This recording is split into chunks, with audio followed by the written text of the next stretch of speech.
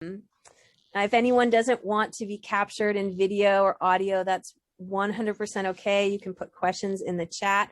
And we're only going to record up through kind of the beginning round of panelists saying things, and then we're going to cut the recording off so we can all have a conversation off the record.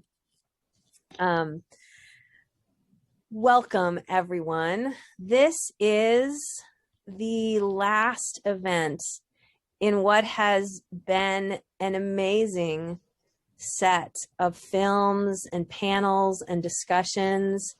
Really, it has absolutely exceeded all of my dreams about what an event like this could have been. We have 656 people registered in the Google form. We have about 75 on Facebook. And I know people have been sharing the Coded Bias link especially widely. Just from the emails, I can see we have at least 13 countries represented. The US, Chile, Argentina, Brazil, Spain, Italy, the UK, Colombia, Canada, Afghanistan, Australia, Poland, Nigeria, and South Africa.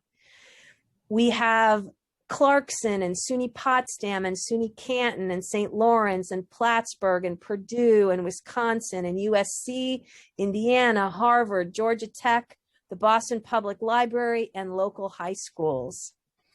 And the reactions that we have gotten, little notes here and there in email, have been really just amazing.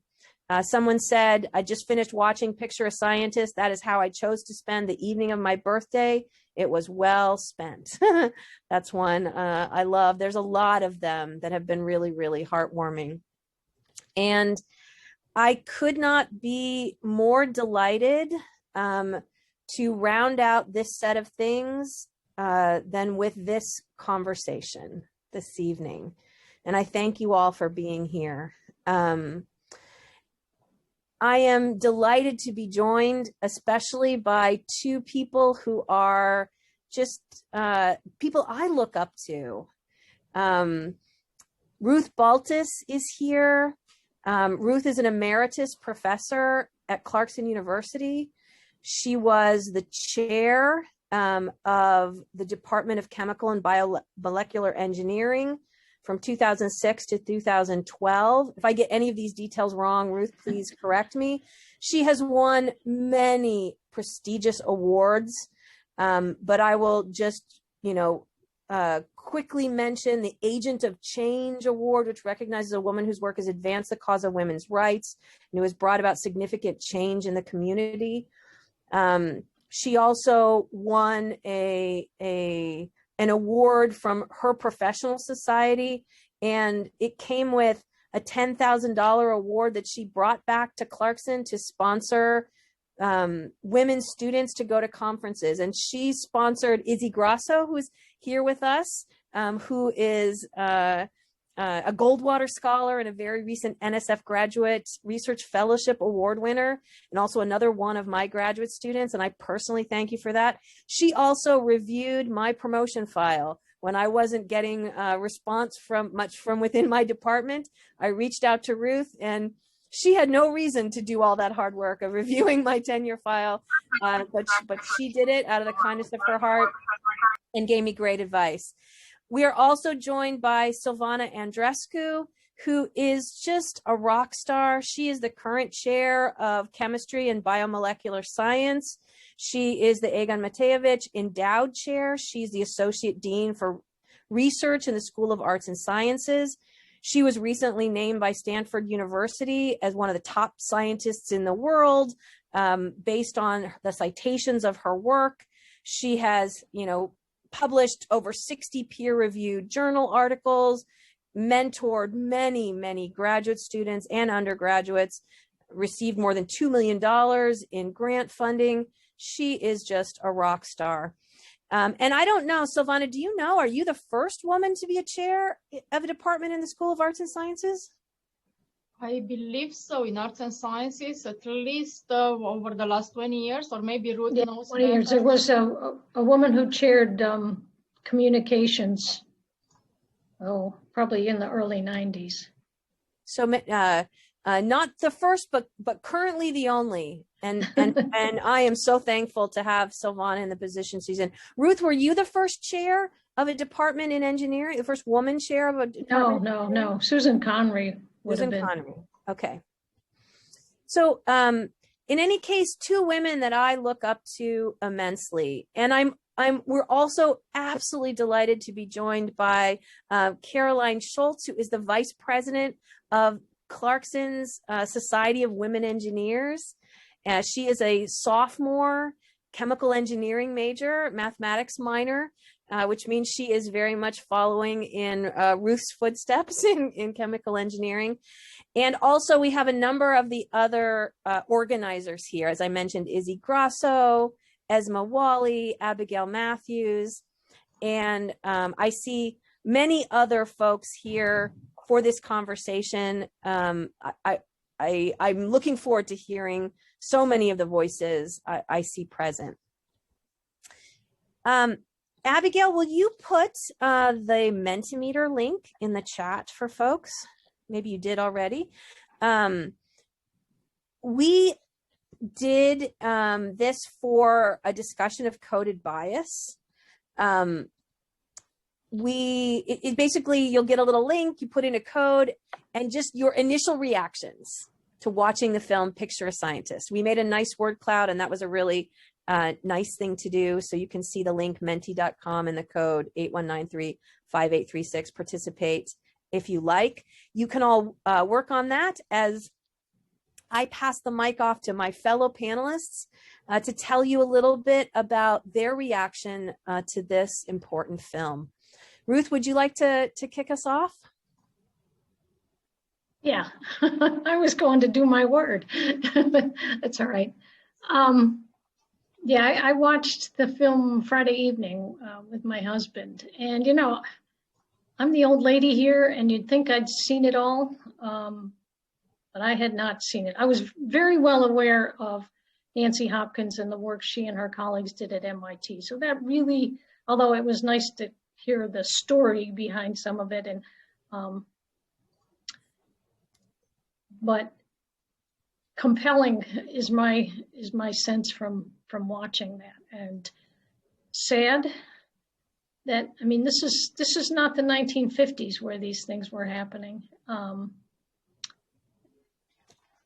And I, you know, the geologist, and now I forgot, I'm not very good with names, but Jane Willenbring, I think. Yeah. I mean, it just, the fact that she seemed to deal with this, at least initially, so much alone, that really hit me. I think the woman whose experiences I could best relate to, though, I think was Burke, Rachel Burke. Just, you know, the things she was talking about, feeling, you know, just not being part of the crowd, and I've never been mistaken for a custodian, but I have been mistaken on many occasions for the secretary, but often when I was in the department office. But we should make every STEM administrator across the country watch this thing. It was, it's a gut, hit you in the gut. And the other thing I'll add is that I'm quite proud of the Bob Brown, the provost at MIT and president at Boston University, who spoke at the end a little bit. He's a chemical engineer, so.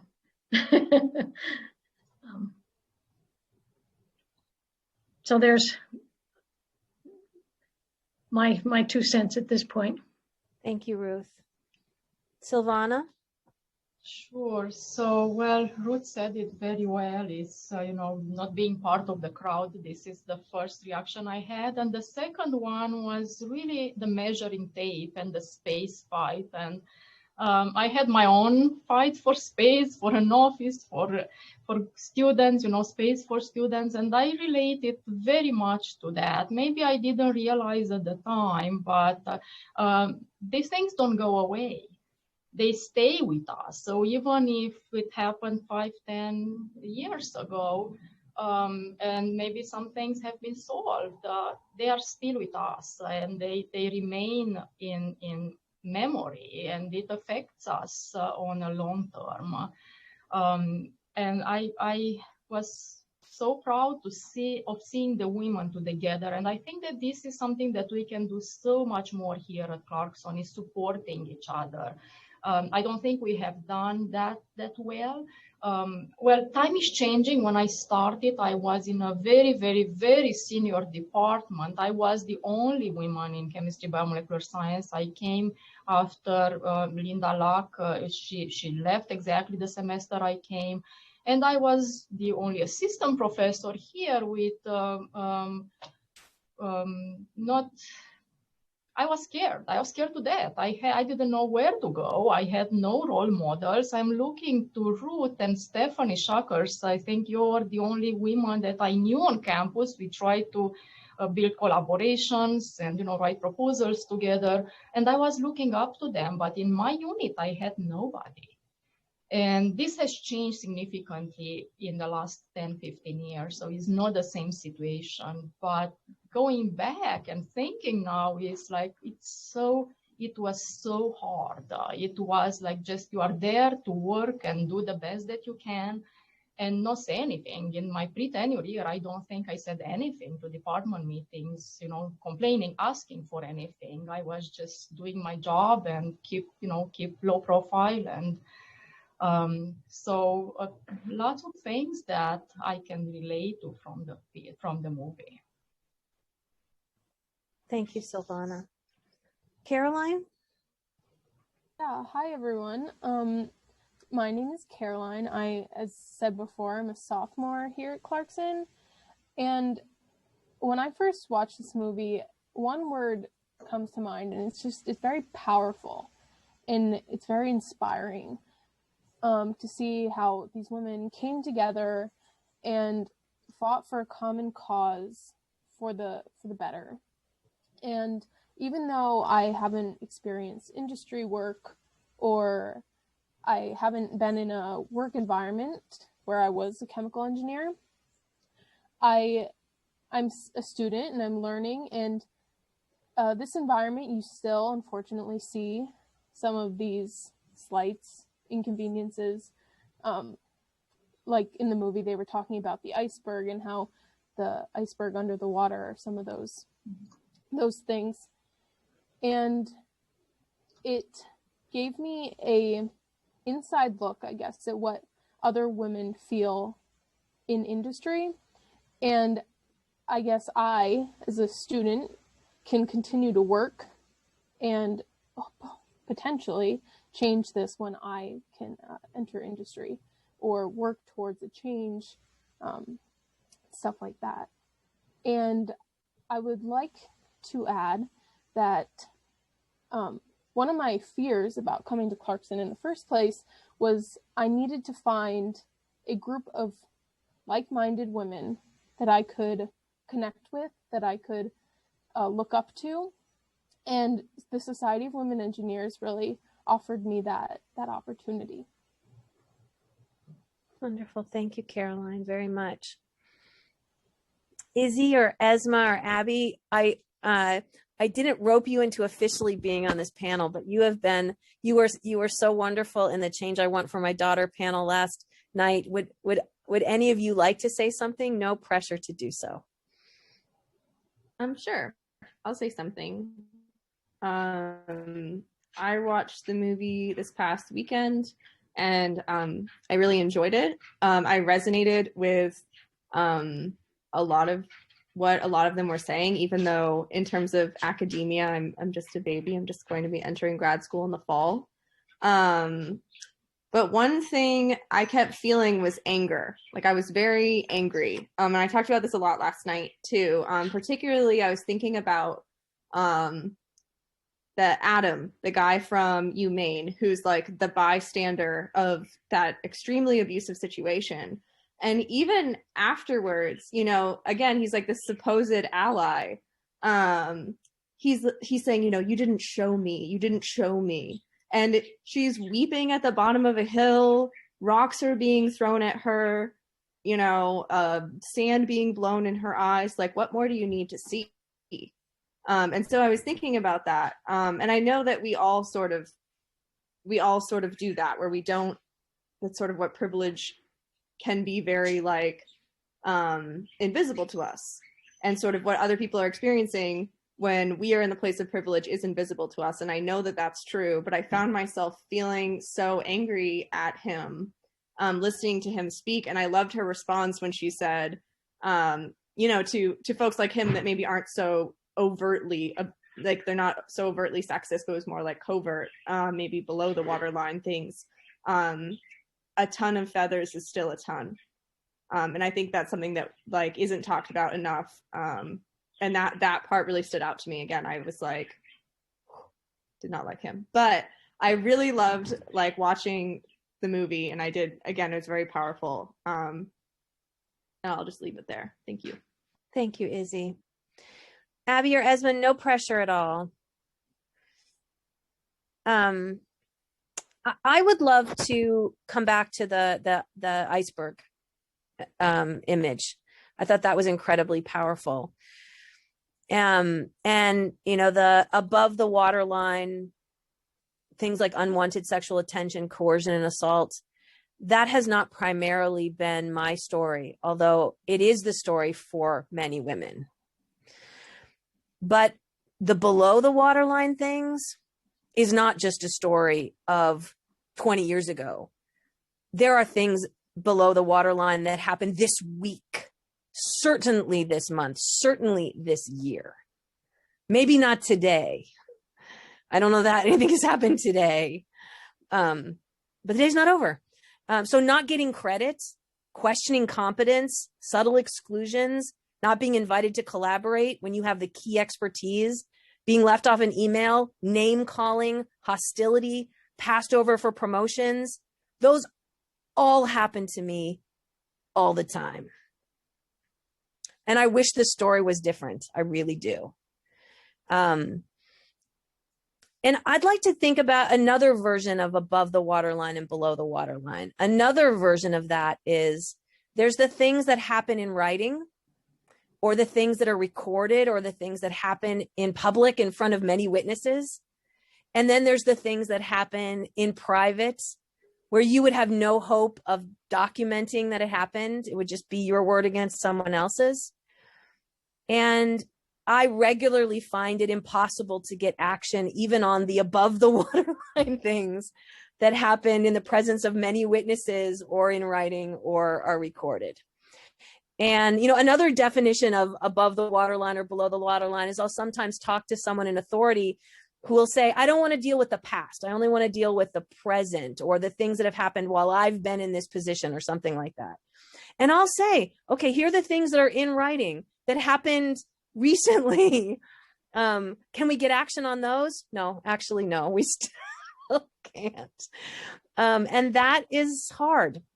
And I was struck by Nancy, is it Nancy Hopkins?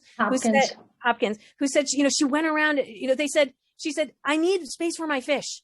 And there's junior faculty who have more space than me. I need space for my fish. And they said, no, it's not true that they have more space than you. And so she went around and like took all the data, and then she brought it thinking it would matter, like the data would matter, and they wouldn't even look at it. And I have seen that many times. People won't even look at the evidence or take action on it. And Nancy said, that's what turned me into a radical. And I don't even think it's that radical to want the evidence to matter, to want the data to matter. But I that one really resonated with me a lot. Let me just add something, Gina. The MIT report that came from her study, as I understand it, was the impetus for the NSF Advance program. After that, that's NSF got their act together. And, you know, that was their efforts to try and rectify some of this. And, you know, I was talking to a colleague, Lorraine Kisselberg at Purdue, saying that they went through the NSF Advance process. Maybe, did she tell me 15 years ago? Could that be possible? Yeah. I don't, okay. And so we are just having an NSF Advance grant this year. We were the only ones left without one. It felt And I like. certainly pray it will matter. I do. I do pray it will matter. But yeah. So is there anyone else who would like to say something on the record here before we turn off the recording and do this a little less formal? Let me just add a couple things. I don't know if you can see this. This is Chemical Engineering News, which is the American Chemical Society, March 15th, 2021. So there's details of sexual harassment case in the University of Minnesota. I mean, this stuff. Horrible. It's still there. It just, I'd be happy to send that article or a link to it to anybody who might be interested. But unlike Boston University, they didn't get it right. And I mean, the stories told in there remind me of what we're hearing from Albany and Cuomo, that kind of stuff. It's just, ugh. Yeah. Yeah, we've had a lot of conversations about that amongst, different, I'm not sure if we'll end up going there today or not, but we might, because it is hard to watch what is being said out of, with Cuomo and all of that. And, there's so much of wanting to not embarrass or to protect someone and the good work they're doing, and very little attention paid to all the good work that is X'd out when people are driven out by harassment of this kind. Izzy and I just talked for an hour and 40 minutes in a recording that's now posted because we had a lot more to say than would fit in any of these panels. And one thing which I know she will allow me to say, because we've talked about it, is that she was nearly driven out completely out of academia by sexual assault. And she is a Goldwater scholar and an NSF research fellowship, and she's freaking amazing. We have like 5 papers already published together and 2 more in the pipeline. And I think what a loss it would have been to the world if she was driven out. And that is not going to be her story. She was not driven out, and she's going to have an amazing career, and she is flourishing, but she still pays the tax of that every day. And the tax we all pay when people who show up in a governor's office, like idealistically wanting to do good work, and they're driven out because, we don't need more Lone Rangers. We need more people. There's plenty of competent people that don't harass others. Let's just say it that way. Okay. Anyone else want to say something on the record before we...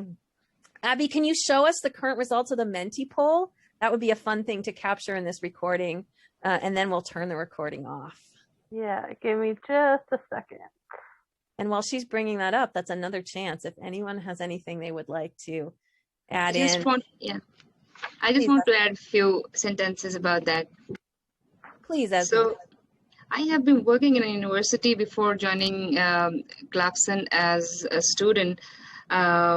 And I have watched the movie and it was wonderful. And I was listening to Gina when she was saying that she has been facing all the time the issues that were under the water or under the iceberg, like not getting credit for achievements, emails, being underestimated, being ignored, and all these things. And suddenly I realized that this is like, I was thinking I was the only one, or this is the general phenomenon that was that usually the females or women of developing countries face. And I had no idea about the women in the developed countries like US are still facing these issues, and it was quite surprising to me. And then I realized that this might be universal phenomenon, not the phenomenon related to only developing countries' females. Thank you, Esma, for adding that in. And that is the whole reason why we are doing many of these things. We very much said to ourselves that it's not, we shouldn't just tell ourselves you can do anything, encouraging stories. We should tell ourselves those stories. We should. But we should also be willing to tell ourselves the hard stories, because you don't want someone you love and care about to feel like it's only them that experiences it, or this is personal. It's not personal. It is systemic, but it does affect many of us. And when we don't tell each other, when we don't give ourselves permission to tell the hard stories, that leaves people blindsided when they experience these kind of things. And I will say that a number of other people who have said comments about this and this thing, not just scientists or engineers, this thing's happened in many fields. So it's not like if you leave science and engineering, it'll all be a picnic someplace else. If you love science and engineering, you might as well just stay in it and fight like heck to make it better, to make change. And we can support one another to make change. Okay, thank you, Abby, for showing us this Menti poll. I'm gonna, unless I'll give one more chance. Anyone want to say anything before we stop the recording? 1, 2, 3, going, gone. Okay.